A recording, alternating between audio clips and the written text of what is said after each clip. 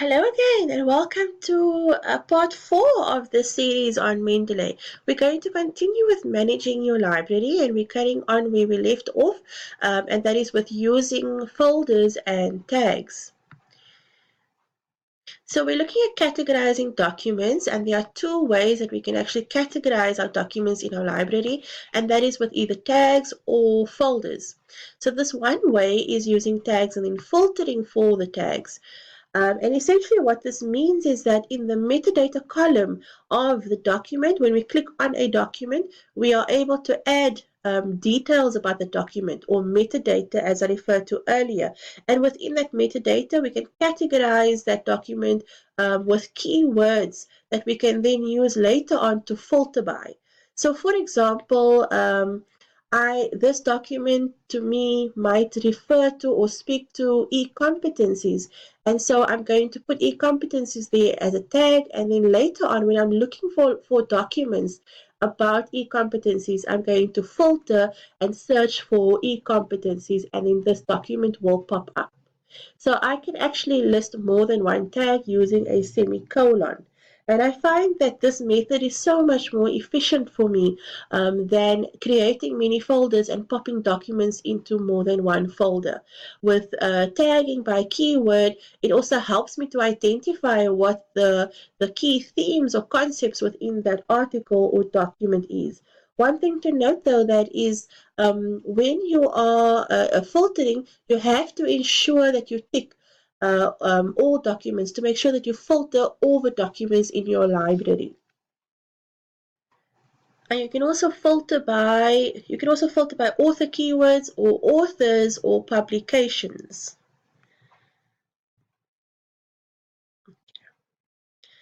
Another method of categorizing is using folders. Okay, and with folders, you can very easily click on Create Folder here in the left pane of your Mendeley desktop version, and you can name folders whatever you feel, and then just pop a document into the various folders. So one document could speak to curricula and e-competencies and educational technology as well, and I might want to put that document in all three folders. Be aware that Mendeley is not going to duplicate that document in your storage. It's just going to pop it in there for categorization purposes. And then next we're going to look at reading. Remember I said Mendeley is also a PDF reader, and so we're going to look at reading, making notes, and annotations. So if you're looking at opening up more than one article, it's very easy for you to open up different tabs for different articles, and just like any other PDF reader, you will find these little menu buttons on top in your desktop version, where you can highlight, make notes, and change colors of the highlights. What's really nice is to open more than one document at a time and to be able to toggle between those documents to compare. So when we are highlighting, you can basically highlight important text using this tool over here, and you can then choose different colors. You can also, as you can see there, that little toolbar pops up when you are highlighting. You can also add annotations. This little note here is an annotation, and if you click on notes here, you can type up that note and it will pop up here. And as I've mentioned, your highlights can be different colors if you want to color code it according to theme or concept, etc. And that's how the annotation looks. And then, as I mentioned, if I could just go back 1 second. As I mentioned before, there's notes over here.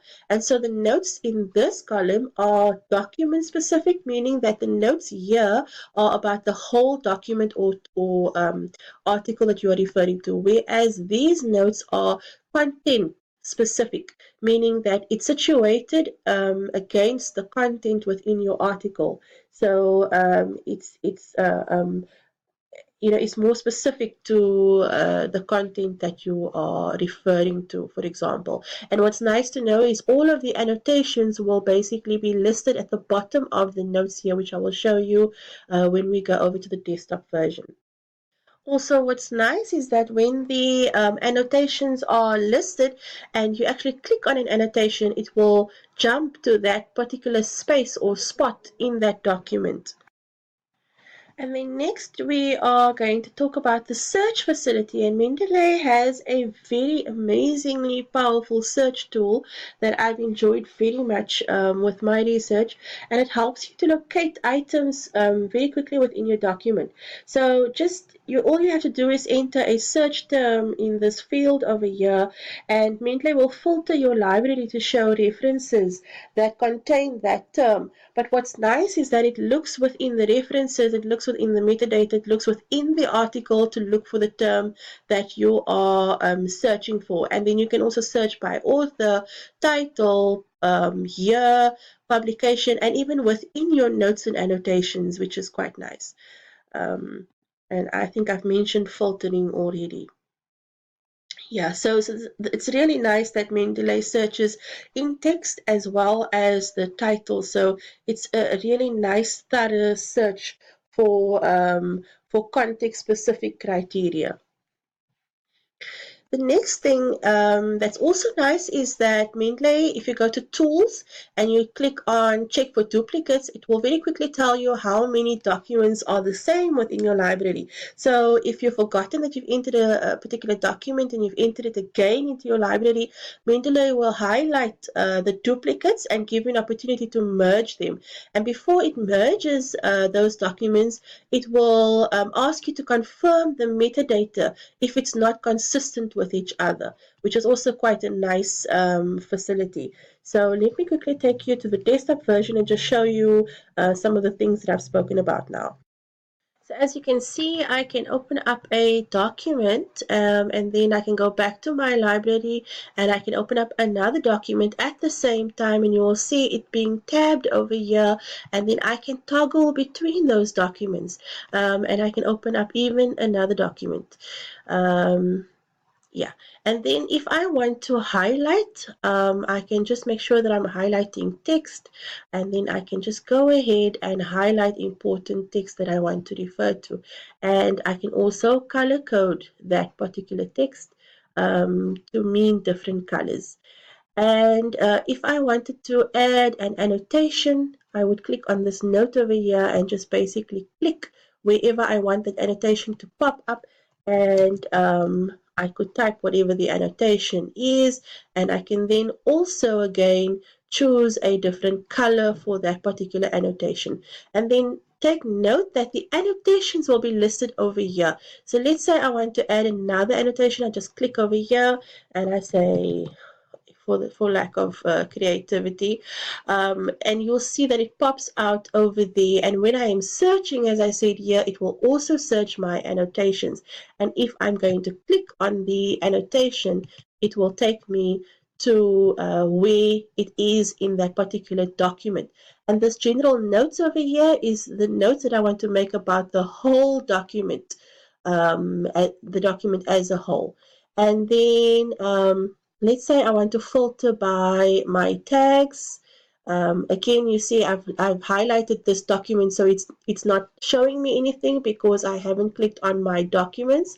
So I'm all documents. So I'm clicking on all documents for it to show me all of my tags, and then I can actually click on any of the keywords that I've just used for demonstration purposes, and you'll see that it shows me those documents. I can then also tag by author and publication, etc.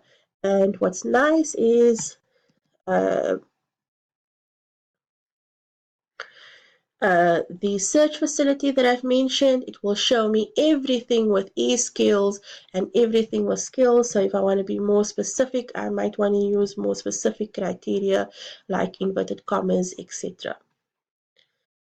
All right, thank you so much for listening. I'll see you in part 5 of this video. We will talk about citing, in-text citations, and the bibliography.